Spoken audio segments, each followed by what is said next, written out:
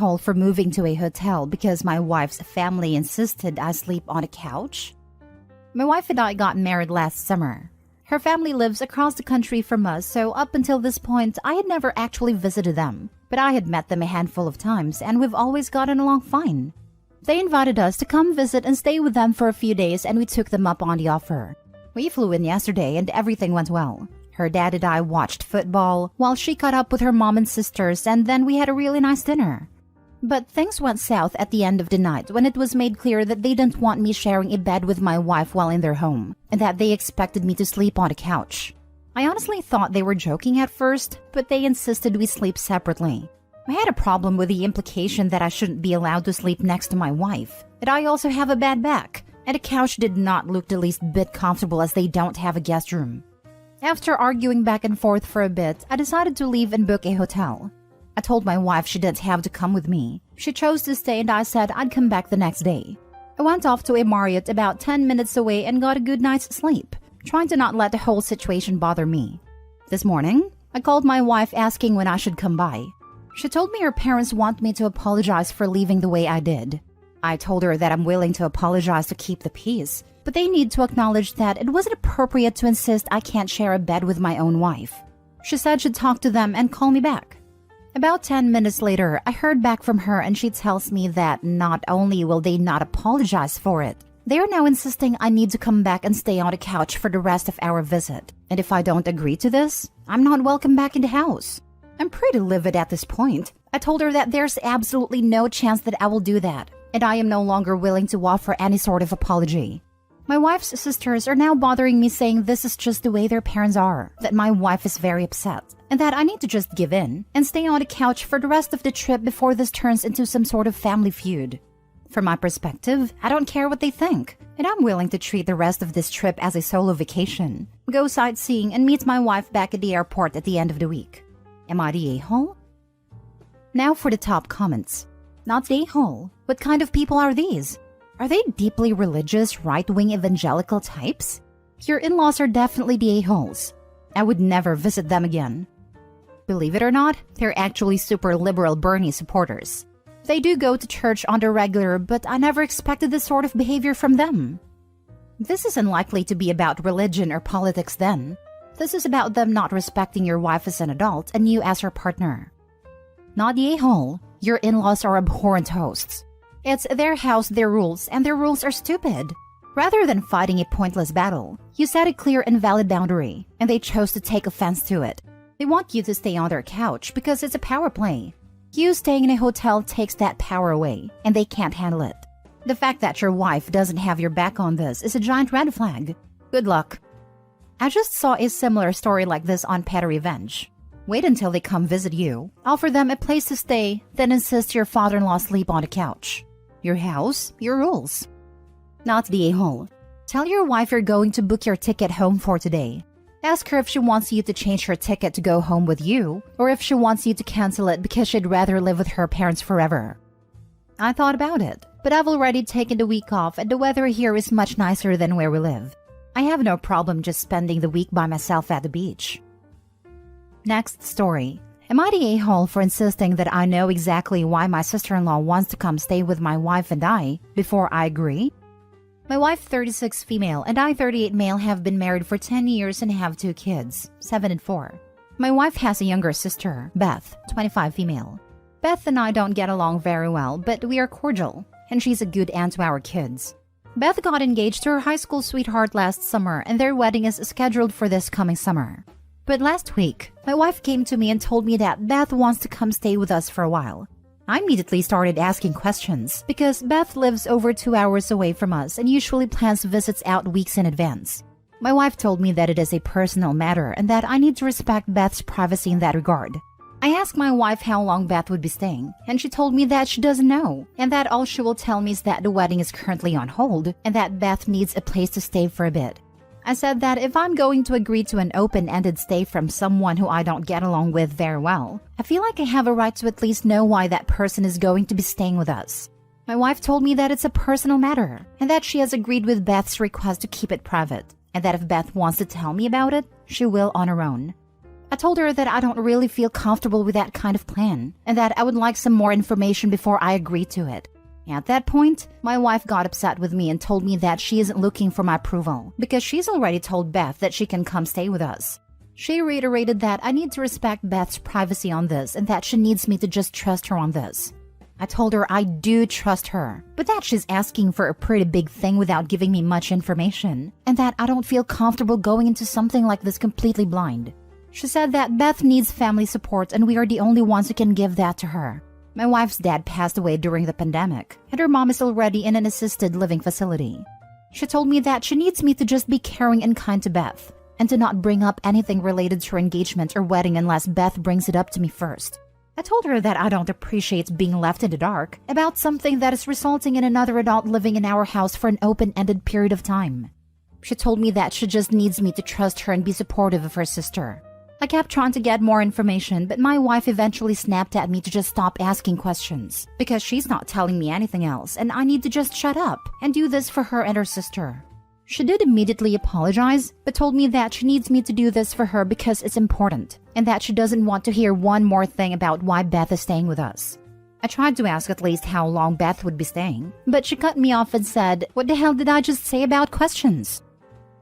Not the a-hole. Everyone is acting like it's obvious what is going on, but that doesn't seem to be the case to me at all. Sister-in-law has an emergency situation that requires privacy is all you know, and I do believe you reasonably should know why she's moving in.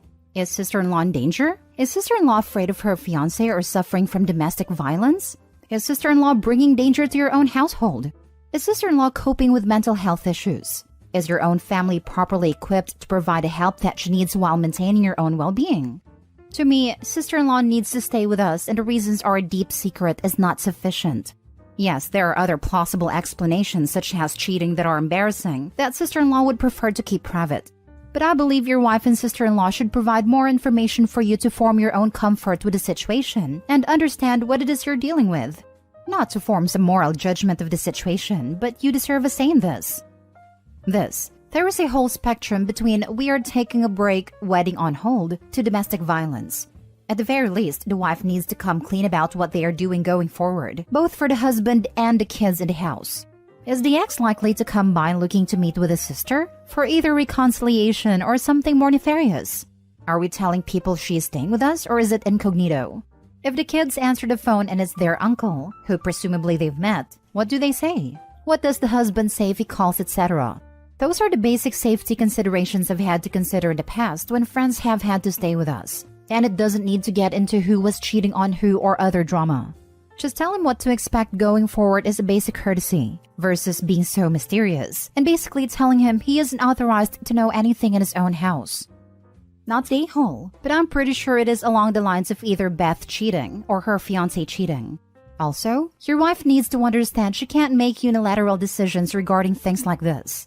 Give her a deadline that Beth can stay for a week. Otherwise, she can leave the house with Beth. It's not a reason of why Beth is staying is important, but the timelines and lack of communication. That makes me call you not the a-hole, but your wife is a major a-hole.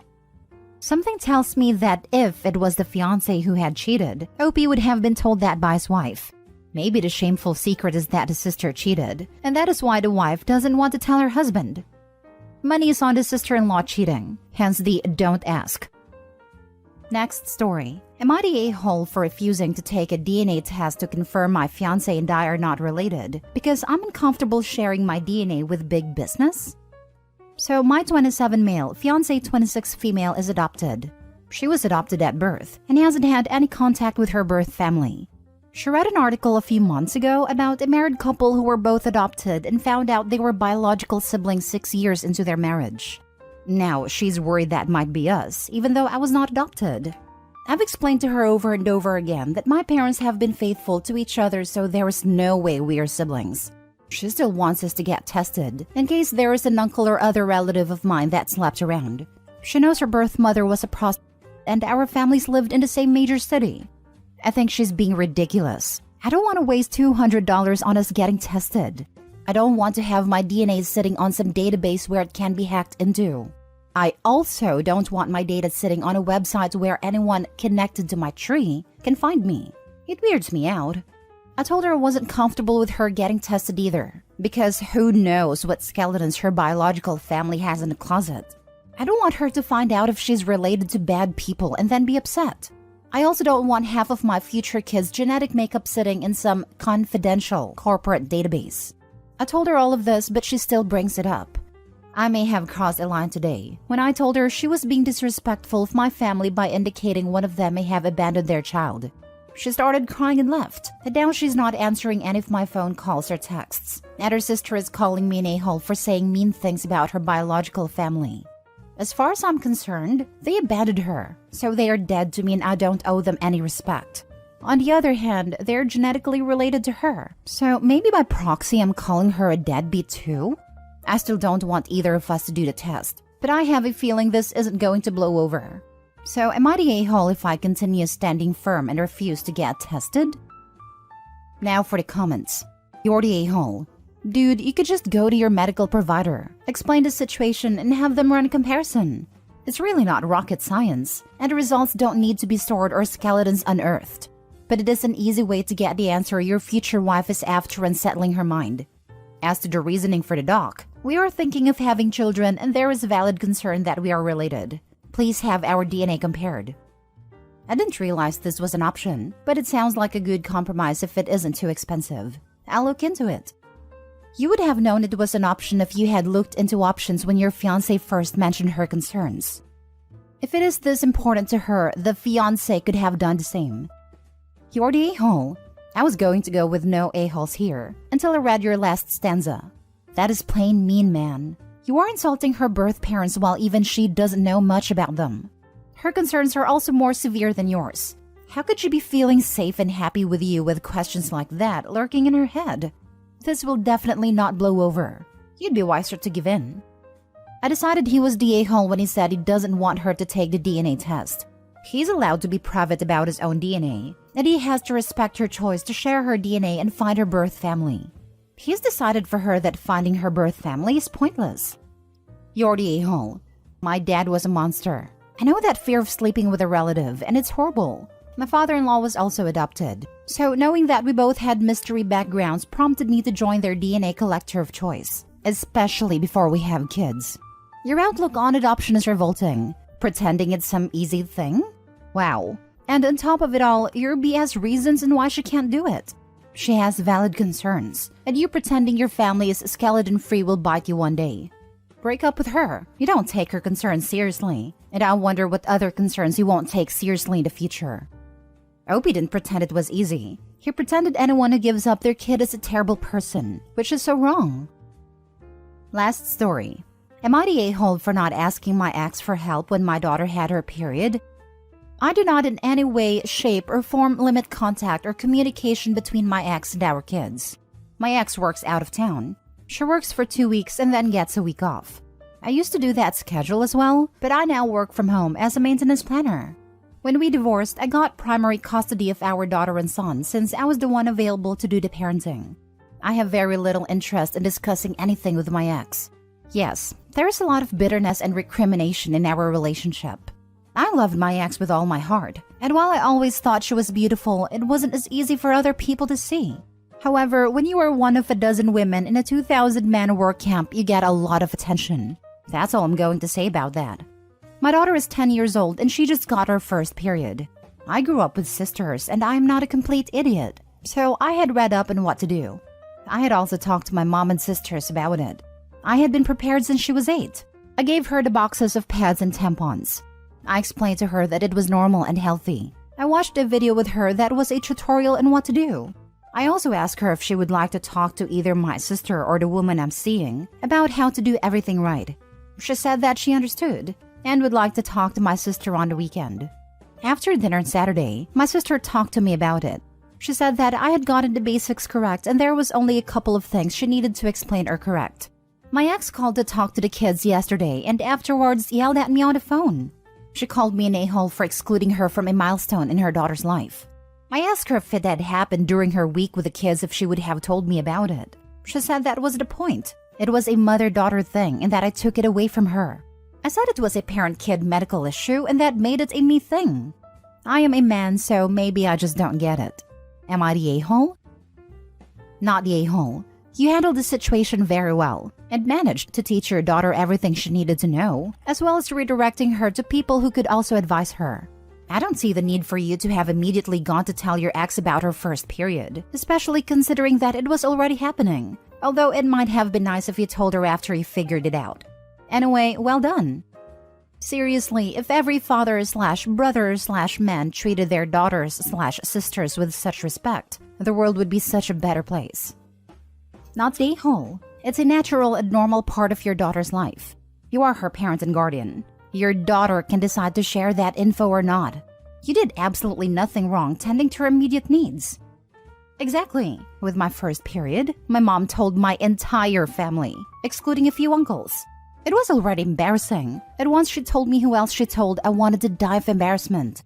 I completely agree that it should be up to the daughter who she tells that she got her first period, as long as one adult is told so they can teach her what is happening.